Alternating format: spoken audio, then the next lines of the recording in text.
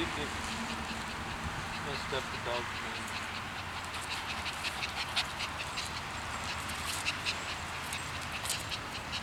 Well, Bob, you've gotten Bradley dirty, and Bradley's gotten you dirty. So we've done very well here.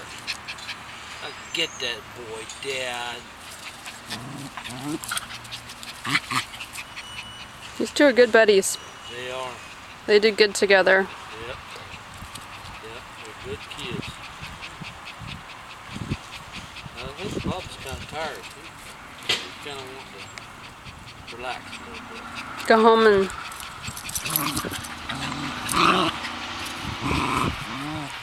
I'll fight Bradley while I'm at it, though. He's wearing you out, buddy? That's good.